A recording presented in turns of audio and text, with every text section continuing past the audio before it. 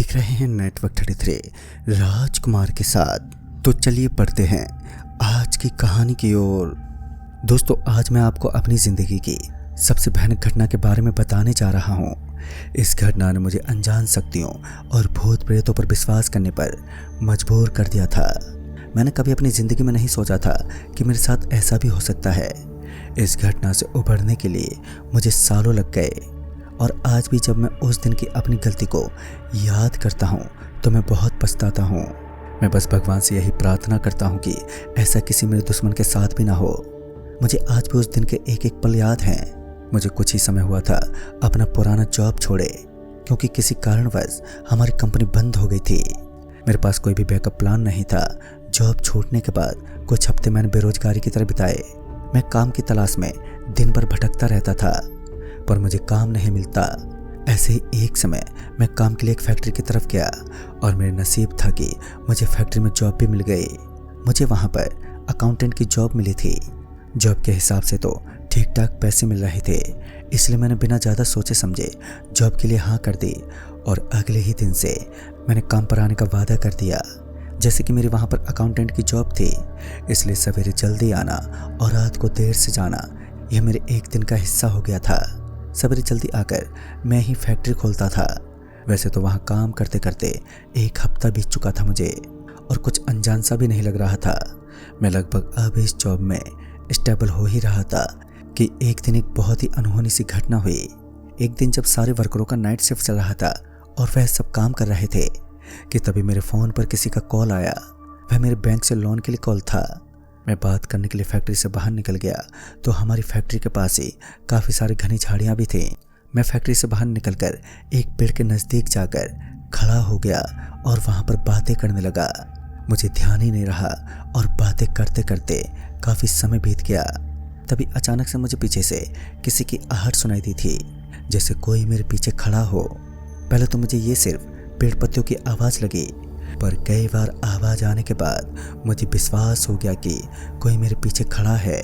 पर इतनी रात में इस जंगल के करीब कौन खड़ा हो सकता है, यह जानने के लिए मैं पीछे मुड़ा। पर मैंने जो देखा उसने मानो मेरा दिल दहला उठा, क्योंकि मैंने देखा कि एक अजीब सा आदमी मेरे पीछे खड़ा है। वह आदमी कुछ 1 मीटर की दूरी पर मेरे पास खड़ा था और पेड़ के पीछे से छुपकर मेरी तरफ देख रहा था। उस आदमी की आँख नाक मुंह कुछ भी मुझे दिखाई नहीं पड़ रहे थे। शायद इसका कारण अंधेरा हो सकता है। वो आदमी मेरी तरफ ही देखते जा रहा था, जिसकी वजह से मुझे हल्का सा डर लगने लगा और जल्दी से फैक्ट्री की तरफ जाने का फैसला किया। पर मेरे बुरे नसीब जैसे ही मैं आगे की तरफ मुड़ा तो मैंने पाया कि वह आदमी मेरे सामने ही खड़ा है। मुझे पूरी तरह से याद है कि मैंने उस आदमी को कुछ ही समय पहले पीछे देखा था और वह आदमी एक क्षण में वह मेरे सामने आकर खड़ा हो गया। अचानक से उस आदमी को सामने देखकर मैं डर से चिल्ला उठा और मैं वहीं पर गिर पड़ा। वह आदमी अब मेरे सामने खड़ा था, पर उसके चेहरे पर मुझे अभी भी आँख नाक कुछ भी दिखाई नहीं पड़ रहे थे। अब यह मेरे लिए जानना मुश्किल नहीं था, जो मेरे सामने खड़ा था वो कोई आदमी नहीं बल्कि एक प्रेत है। नीचे गिरते ही मैं खुद को संभाल नहीं पा रहा था। मेरे दिल की धड़कनें मानो अपनी चरम सीमा पर थी। मैं डर से कांप पड़ा था। मैंने किसी तरह खुद को संभाला और वहाँ से गिरते पड़ते फैक्ट्री की तरफ भाग आया। मुझे लगा कि फैक्ट्री में मैं किसी से सहायता ले लूँगा, लेकिन उस दिन मेरी किस्मत ही खराब थी। जैसे मैं फैक्ट्री की तरफ पहुँचा तो मैंने पाया कि फैक्ट्री के सारे वर्कर जा चुके हैं और मैं अकेला ही फैक्ट्री में हूँ। यह देखकर तो मानो अब मेरी सांसें अटक गई थी। उस समय फैक्ट्री किसी वीरान कब्रिस्तान से कम नहीं लग रहा था। एक तो हमारा फैक्ट्री काफ़ी बड़ा था और ऊपर से मैं इतनी रात में वहाँ पर अकेला था और कुछ ही समय पहले मैंने शायद प्रेत को भी देखा था। ये सब होता देख मैंने फैसला किया कि मैं अभी के अभी फैक्ट्री को बंद करके यहाँ से चला जाऊँगा। मैं फैक्ट्री की चाबी लेने अपने रूम में गया और तभी मुझे जोरों की किसी की फैक्ट्री की तरफ आने की आवाज़ आने लगी। तभी मुझे लगा कि ये तो वही प्रेत है, तो डर के मारे मैंने अपना रूम बंद कर लिया।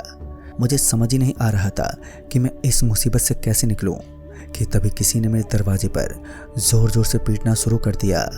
दरवाजे पर पड़ने वाली आवाज़ से अब मेरा डर अपनी चरम सीमा पर आ गया था। मैं अपने किसी दोस्त को कॉल करने के लिए अपना फ़ोन खोजने लगा, पर मेरा फ़ोन बाहर ही छूट गया था। मैं ये सब देखकर पूरा हताश हो चुका था कि तभी मुझे उस फैक्ट्री में काम करने वाले मेरे दोस्त की आवाज़ आई। मेरा दोस्त बाहर से दरवाज़ा पीट रहा था और कह रहा था, विजय दरवाज़ा खोल भाई। वो सूरज था जो अभी तक घर नहीं गया था।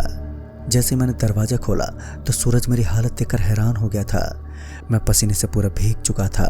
उसने मेरे से इसका कारण पूछा, जिस पर मैंने उसको पूरी घटना का एक सारांश भी सुना दिया, जिस पर उसे पहले तो मुझ पर विश्वास नहीं हो रहा था, पर मेरी ऐसी हालत देखकर वह इस बात को नकार भी नहीं सकता था।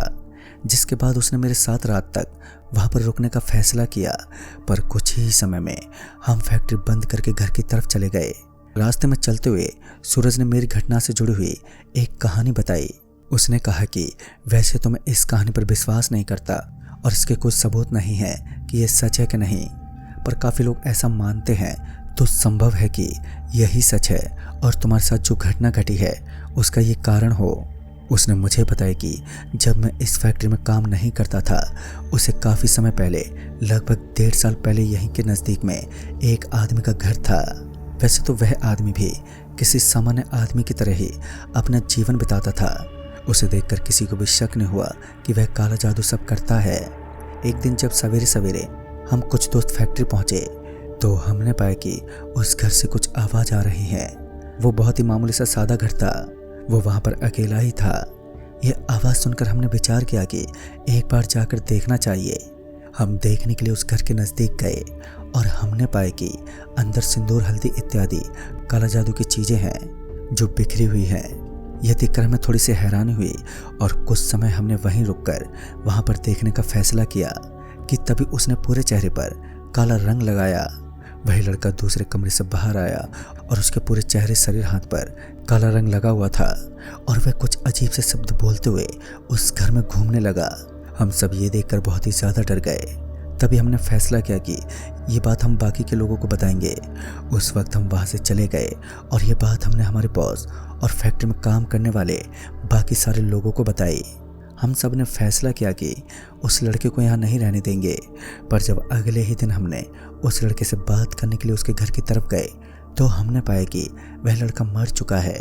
उस लड़के ने अपनी नस काट ली थी। ये देखकर हमारे दोस्त ने कहा कि इस लड़के ने किसी काला जादू की प्रक्रिया करने के लिए ऐसा किया होगा। संभवतः यह प्रक्रिया ना होने के कारण यह मर गया। उसके घर में काला जादू के सब सामान पड़े हुए थे। तभी पुलिस आई और उसकी लाश ले गई और हमें भी लगा कि अब वह लड़का जा चुका है और पिछले कुछ समय से उसकी प्रेत का साया अभी भी यहाँ पर है। पर तुम पहले नहीं हो जिसके साथ ऐसा हुआ है। काफ़ी समय पहले भी काफ़ी लोगों के साथ और यहाँ तक कि हमारे फैक्ट्री में काम कर रहे काफ़ी वर्करों के साथ ऐसी घटना घटित हुई है। पहले तो मुझे भी इन चीज़ों पर विश्वास नहीं था, पर जैसे जैसे इसकी बातें बाहर की तरफ आने लगी तो मुझे भी इस पर विश्वास होने लगा। तुम चिंता मत करो, मैं अब से तुम्हारे साथ रात को रुकूंगा। हम दोनों साथ में ही घर जाएंगे। वैसे भी अकेले जाने में मुझे कुछ अच्छा नहीं लगता।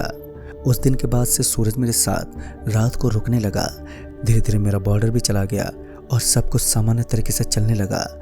पर जैसा मैंने सोचा था सब चीज़ें वैसे सामान्य नहीं हुई थी। एक रात को जब सारे वर्कर चले गए थे तब सूरज दुकान पर कुछ सामान लेने गया और कुछ समय में सूरज वापस भी आ गया था। तभी मैंने सोचा कि 5 मिनट में फैक्ट्री बंद करके आज जल्दी घर चले जाएंगे। मैंने ये बात सूरज को बताई और सूरज भी बचे अपने कुछ काम में लग गया। तभी मुझे फ़ोन पर एक मैसेज आया। वह मैसेज सूरज ने भेजा था। उसने लिखा था, भाई मुझे कुछ काम आ गया है, मैं घर जा रहा हूँ, तुम भी जल्दी से फैक्ट्री बंद करके आ जाना। यह मैसेज पढ़कर मुझे मेरी आंखों पर विश्वास ही नहीं हो रहा था, क्योंकि मेरे कुछ ही मीटर आगे सूरज खड़ा था। मुझे आशंका हुई कि शायद यह वही प्रेत है। मैं थोड़ा डर गया और अपनी जगह से उठकर फैक्ट्री से बाहर जाने लगा। उस समय फैक्ट्री पूरी सुनसान और खाली थी, पर जैसे मैं बाहर जा रहा था एकाएक पीछे से उस प्रेत की आवाज़ आई, तुमने बहुत जल्दी पहचान लिया। पीछे सूरज नहीं खड़ा था, वही काला साया जिसके सर से लेकर पैर तक सिर्फ काली अंधेरी चादर ओढ़े एक आदमी खड़ा था। फिर एक ही क्षण में उस फैक्ट्री की लाइट चली गई। यह देखकर तो मानो मेरा डर अपने चरम पर आ गया था। मुझे अंधेरे में कुछ भी दिखाई नहीं पड़ रहा था, फिर भी अंदाजा लगाते हुए मैं फैक्ट्री से बाहर जाने लगा। फैक्ट्री से बाहर जाते हुए अचानक से अंधेरे में से एक हाथ निकला, जिसने मेरा हाथ पकड़ लिया और बहुत तेजी से वह मुझे पीछे की तरफ खींचने लगा।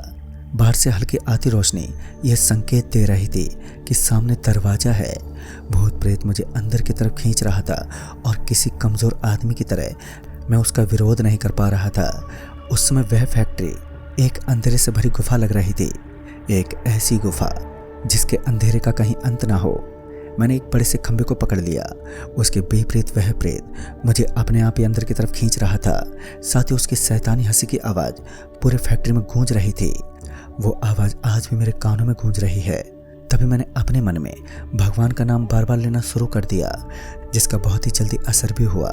उस प्रेत ने हाथ तो नहीं छोड़ा, पर अब मैं उसके बल के विपरीत आगे बढ़ पा रहा था। और तभी न जाने मुझे ऐसा प्रतीत हुआ जैसे मुझ में असीमित बल आ गया हो, और मैंने अपनी पूरी ताकत से छलांग लगाते हुए फैक्ट्री के बाहर दरवाजे से कूद गया। फैक्ट्री से बाहर कूदते ही उस प्रेत ने मेरा हाथ छोड़ दिया और फिर मैं वहाँ से अपनी ज़िंदगी में उस रात सबसे तेज भागा। दोस्तों, भागते हुए मुझे पीछे से उस फैक्ट्री के अंदर से उस प्रेत की दिल दहला देने वाली हंसने की आवाज़ें आती रहें। तो दोस्तों, इस कहानी में बस इतना ही।